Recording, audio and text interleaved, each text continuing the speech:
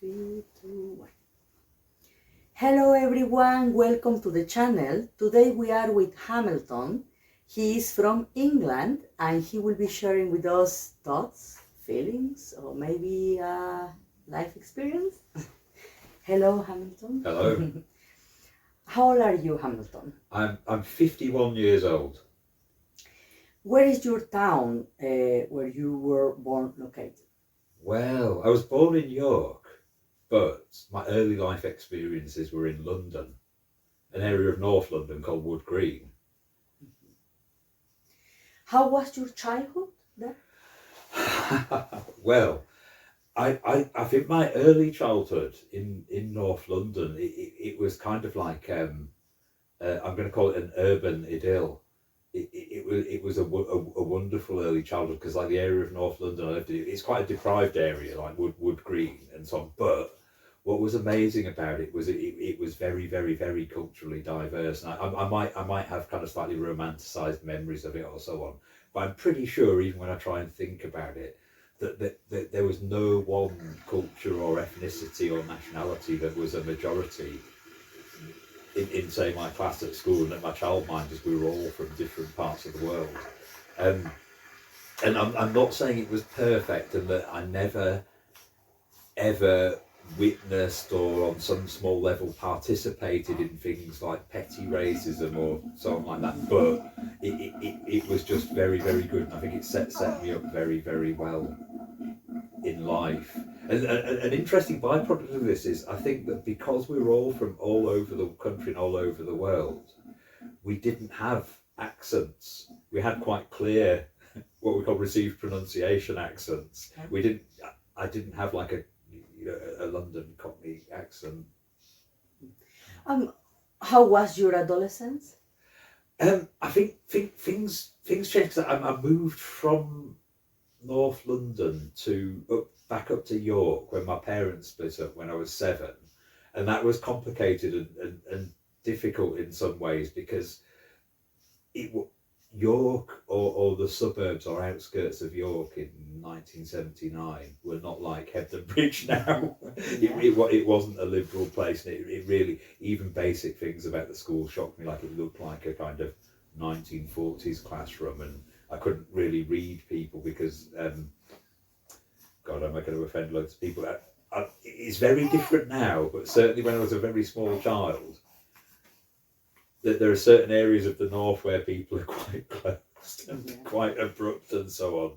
And I think it's so different now. New York is a very different place now. So that was a difficult initial experience, more in childhood than adolescence, and it was tough, kind of, I think, coping with moving from London to York. But my actual adolescence, I think I kind of got on top of it all a little bit, and generally early adolescence, it was good.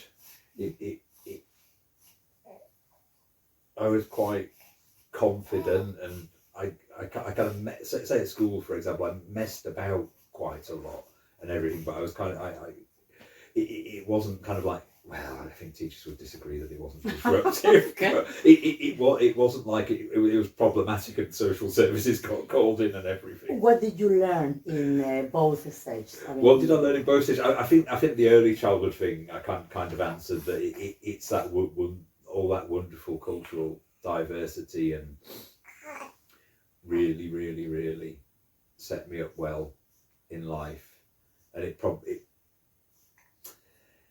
I think when cultural diversity, why is it good?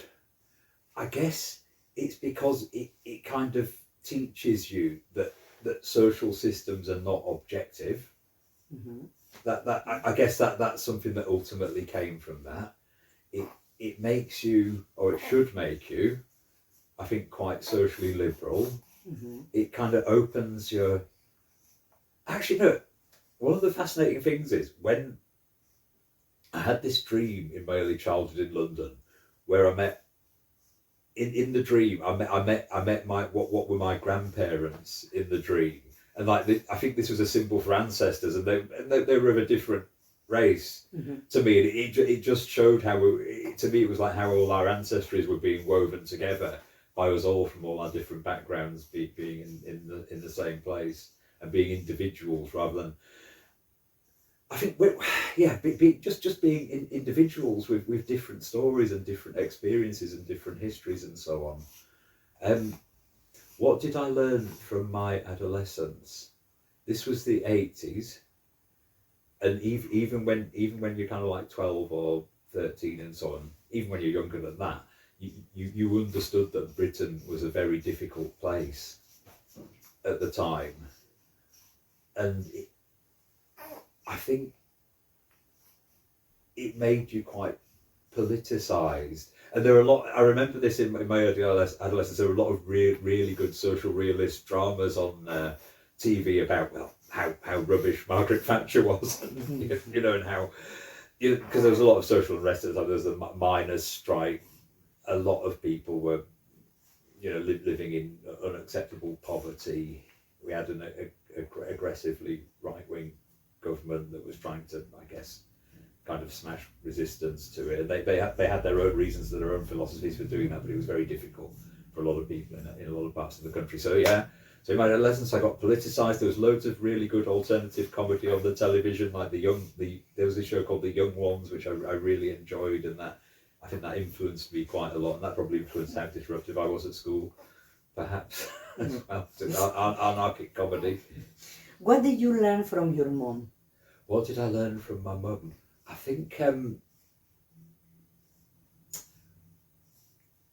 one of the things she did was that she'd let me stay up quite late on weeknights and watch, you know, kind of like adult TV shows, like things like, it might not seem radical now, things like the Hill Street Blues. I don't know if you know this program. It's an American cop show about a police station in New York. It's kind of comedy drama. And I also, again, I watched a lot of these things, and I now understood were kind of like kitchen sink dramas, social realist dramas, and it just kind of like helped me build. It just, you know, these were just artistically engaging things that interested me and stimulated me and made me think. I think other things that what did I learn from my mum? Slightly more controversial, contentious things. What I learned from her is that I remember her being really, you know, very, very warm in my early childhood. But then I noticed when I started to kind of grow and develop my interests and so on, she became quite hostile and disapproving of them. This is things that all parents probably do, and I will probably do it with my children as well. But I think what I learned from her, and probably I learned it with my own children, is it's very important to try and detach your interests from the child's interests. Do you get what I mean? Because I think as a parent, sometimes you can think that your interests are automatically the child's interests. Oh, yeah. And there were things like, for example, I think my relationship with my dad had its own difficulties and everything, but when parents do split up, you get all this stuff like, you're just like your dad, and like, you know, and yeah, it makes you have quite a complex relationship with your other parent, which he brought his own stuff to the table with as well, and a complex relationship with yourself, because like you find, you know, you're having it reinforced to you that your dad is bad, you're like your dad, and therefore the bits of you that are like your dad are bad, and it's, I think being a parent is difficult. And my mum was a young mum as well, like she was 19 when she had me, and I lost my thread a bit. What am I wanting to say? I think, yeah, it is genuinely something to learn, that you've got to step back, not just with your children but with other people, and think like, this is what I want and this is what I think. This person doesn't think the same thing. Is that problematic or is it not? Is that just an okay thing about that person? They'd have some interests different from me, they have some views that are different from me, etc. What did you learn from your dad? Again, with my dad, there are a lot of ways he was quite a liberal parent, and he used to kind of like share his music tastes and his taste in films with me, and whether it was right when he introduced me to them, or whether it might be a few years later or so, and I did explore these things and get into them. Like, I remember when I was about 14, he played me this band King Crimson, a prog rock band, and I just thought it was the biggest load of pretentious shit ever. And then obviously maybe a year or so later I went and bought the album, and I loved it, and I loved them, and there was some other things like that. He should, I remember the film Alien. He kind of he was the person who first showed me that on a video play when I went to stay with him once when I was about, I'm not going to say the exact age, but it probably wasn't an appropriate age to show me Alien, but it was fine. It was a good film, and I enjoyed it. And it you know, again, it fed my cultural and aesthetic interests. Oh, okay. Do you have children? Yeah, I do. I have 3 Three children. children. Yeah. What have you learned from them? I think, well, they are. I mean, they're their own people, aren't they? And they even though they biologically come from you, and you form their initial part of their initial experiential environment, they develop in different ways.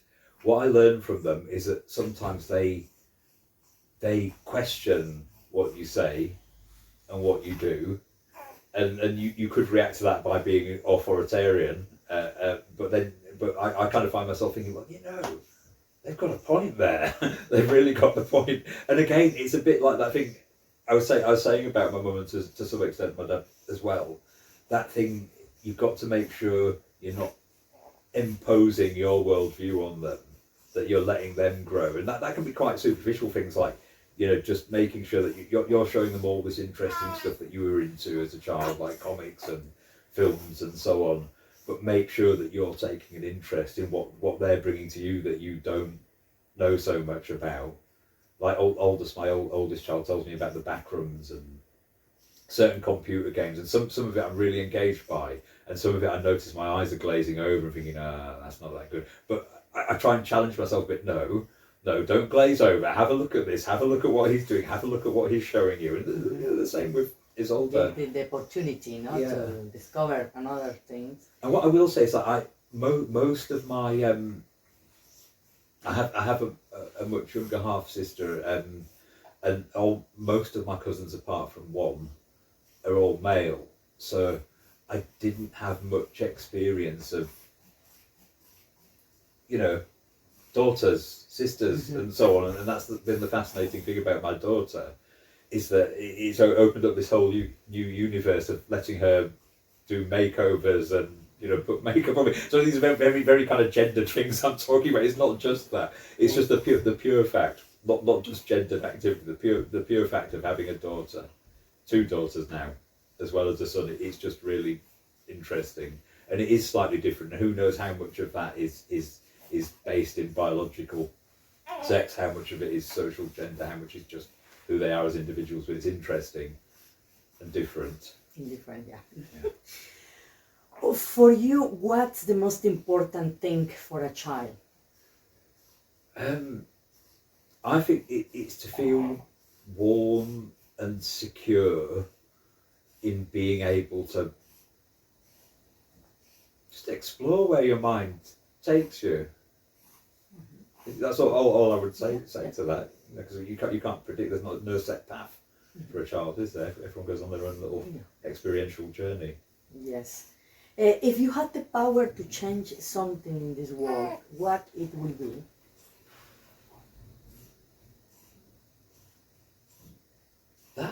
That's a complicated question, isn't it? Because some utterly horrendous things have happened in the history of the world. Is this just to change something now, or in general, and no times? Oh my God, I don't know whether. Where can you start? What's the beginning of? Some pretty bad things happened in the middle of the 20th century, and if there was any way to change them, it would be good to. And I mean, probably throughout history there have been like horrific, you know, mass slayings of people, and it's interesting how much of that is ingrained in us as a species. I kind of like to think it isn't inevitably ingrained, and it probably, who knows, it's a complicated area. I'm not sure if you changed one thing about the world, you don't know what consequences it would have with other things in the world. And I guess one of the awful things about I believe people have free will, and that's a big philosophical question, isn't it? Some people don't think we have free will; they think we're determined. I think one of the consequences of people having free will is that you can't change things about the world, because if you're changing things about the world, you're denying other people free will, and really you've got to maybe humans as historical beings, we have to go through all these really difficult experiences to ultimately get to something that's better. If you want a simple thing about the world that we could change, maybe Saturn could come nearer to Earth, and we could maybe in the next century or two have holidays on Saturn or its moons. I think that would probably very, very much change the structure of the solar system and have catastrophic consequences. What do you do when you are having hard times? When I'm having hard times, sometimes I retreat into watching lots of sport. Just immersing myself in match of the day and watching lots of football and getting overly invested in football teams or boxers or whatever. That's a terrible thing. I've actually developed quite a liking for boxing, which is a very brutal sport that causes quite a lot of damage to its participants. So hey, no one's perfect. But yeah, sometimes I retreat into sport. I mean, I kind of like to engage in creative activity, and that sometimes can take my mind away from difficult. What was the question? Difficult. Hard times. Hard times. Yeah, Mm-hmm. yeah. I mean, you try and find the things that nurture you, don't you? And to me, that's doing probably creative things. For you, what is the life about? Well, I think part of what life's about is, I wonder if to some extent we're not the eyes of the universe, where the ability of the universe to look at itself and think, wow. So I think one of the things about life is to enjoy existence and enjoy its mysteries and explore its mysteries, because we are part of the universe, where the mysteries of the universe are encoded within each of us, and they're there to be experienced and enjoyed. Sadly, obviously, not everybody enjoys their existence. I'm not, I acknowledge that as well, but I personally think it's wonderful to exist, and the universe is a wonderful place. For you, what love means? Well, I mean, there's lots of different kinds of love, aren't there? I think that I think love is a practical thing. It's not just an emotion or a feeling. It's a demonstrable thing. I think it's also a bit like the mysteries of existence. It's an elusive thing, because people often they feel they're experiencing love, and then at some future point they feel that it wasn't love and it was something else. It was obsession, or it might even have been hatred or fixation or something. So it's a customer. it's complicated and elusive. I don't think it's abstract. I think it's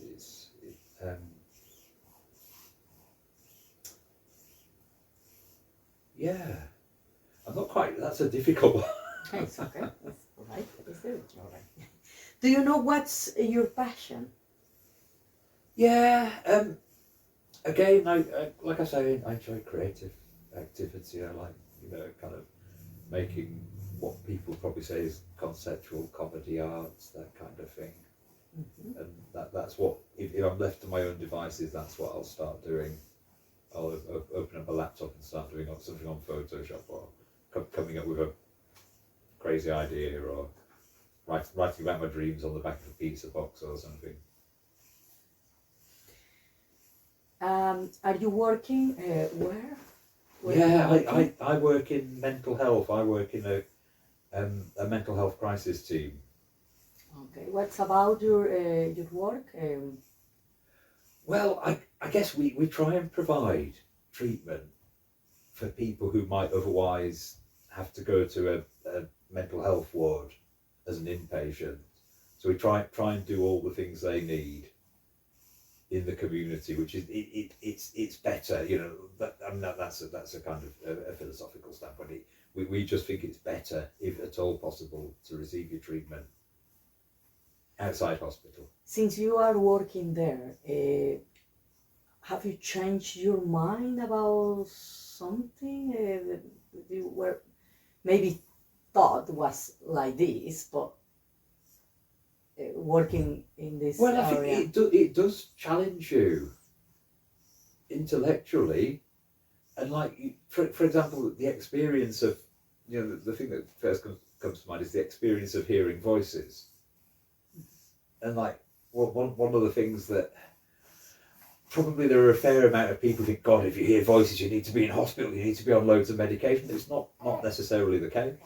Some people's voices just give them sound financial advice, remind them to have their cornflakes in the morning, and that's the sole impact of them. And if that's what's happening, there's not a problem for that person. There's not a problem for anybody else. They're just a person who hears voices. And so what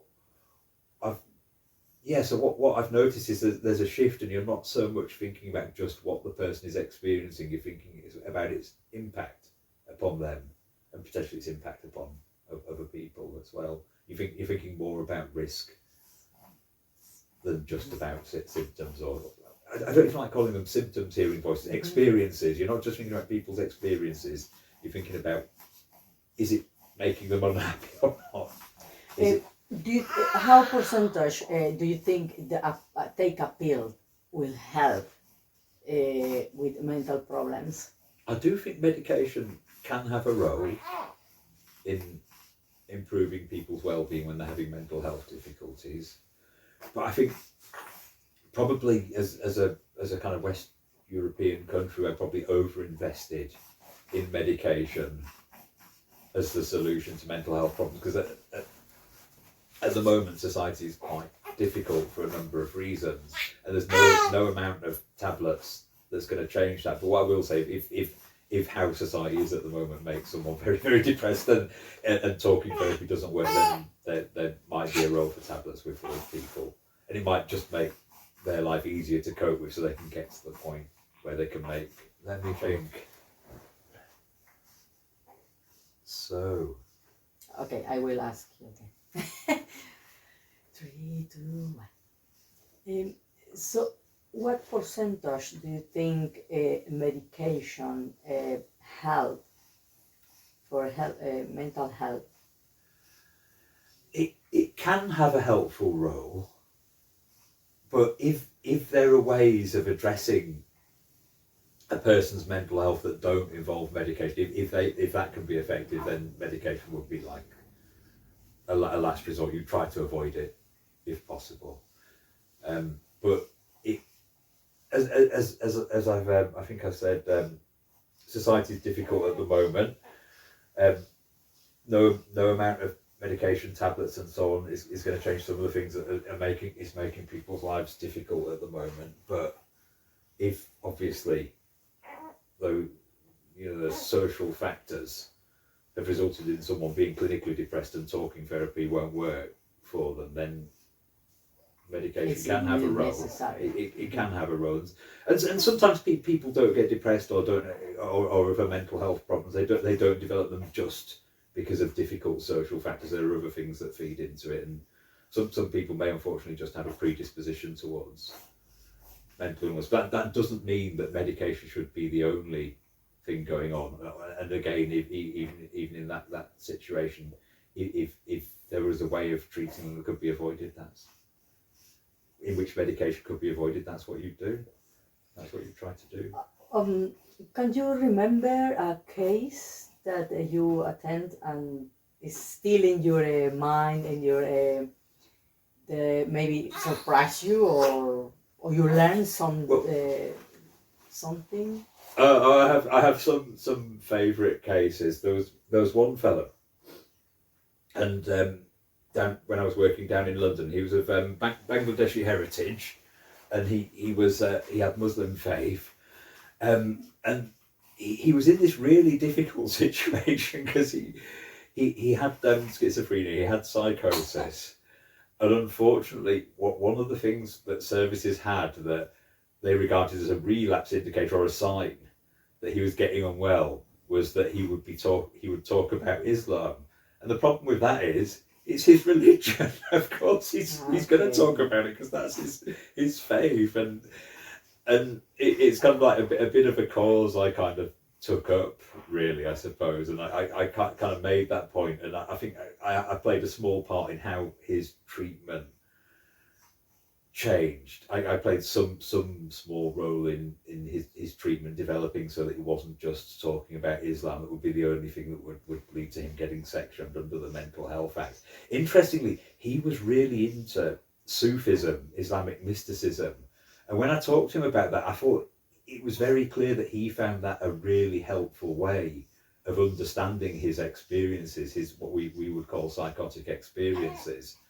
And it really worked well for him. Unfortunately, it was a double-edged sword, because on the one hand you have us, the mental health services, we don't like it when he talks about Islam, and unfortunately some members of his community who had more I guess kind of black and white concrete ideas on Islam, they didn't like him talking about Sufism, and he'd get hostility from them. Sometimes that hostility he got from some of those people would cause his mental health to become unstable. I remember one of the kind of key interactions I had with him was when he got into a fight with one of these people he knew at his local paper shop because they'd started arguing about, you know, Sufism versus, I don't know, like I say, more dogmatic understandings of religion, and he did have quite strong psychosis, and so he was very sensitive. He was very susceptible to stress, and it did make his mental health quite unstable, and it had got to the point, because I remember he came to see me one day and he said that he had to kill that guy at his local newsagent, and killing him would bring about eternal paradise. And that's an example of where you're thinking it's not so much someone's experiences, it's about risk, because that's quite high stakes, isn't it? That if you think by killing this person paradise is going to come, it's quite a strong motivation to go through with it. And I had this conversation with him, and I said to him that I didn't, I don't think you'll feel like this in a day or two when this argument simmers down. And I think you would be very, even though now you think eternal paradise will come out, you'll feel very, very remorseful about this, and you're a good person. You'll feel very, very bad about this. And I managed to, in the past, what would have maybe happened was that he'd had a Mental Health Act assessment, and he'd been sectioned, and he'd get the sharp end of mental health care, and things had happened, like maybe going on to an intensive care ward and being medicated against his will. And he actually agreed to what we call an informal admission. He agreed to have a short voluntary admission. And I thought that while it's not great for someone to end up in hospital, it was a positive outcome for him. And little things like that, little changes like that in how we engaged him and how we approached him, it meant that he had better experiences of the mental health system. You can't, you have to experiment how words, what's the power of the words to make feel better people, and stop to trying to do something dangerous against itself. What do you think about this? Or the power of the words? Well, it is primarily how we're interacting with people, because like in my team, because we're an acute team, we're probably a bit more medication focused than other teams, just because people are at that point where more of them are going to find medication useful. But a lot of what we do is talking to people, and for a lot of mental health conditions, talking therapy is the main recommended thing, but not just broadening out from just talking therapy. It's kind of like social contact and engagement is helpful for people. It's not just having a clinical conversation about, you know, you're depressed, you're hearing voices, let's find a different way of thinking about it. That's important too, but it's just engaging people positively. Could be the solution. Words can be the solution for people with this is suffering mental health. Some people just want to talk or be listening, you know. Yeah, and I think that has its place. I mean, a lot of people who deliver talking therapy would probably say, yeah, that's kind of all right to some degree, but you've also got to do some structured talking work, and again, that has its place as well. I guess, for example, like, you know, say some people experience flashbacks of traumatic events and so on. Like, I guess a talking therapist would argue that they probably might need to do some structured talking work around tackling that, so that those experiences reduce, or they find them easier to cope with, at least. So it depends on what the person's needs are and what they're after, what they're experiencing, I think. Okay, thank you very much, Hamilton. It was a pleasure to talk with you. Likewise. Have this interview. See you very soon. Okay, bye bye. Hope you enjoyed this interview, and see you in the next.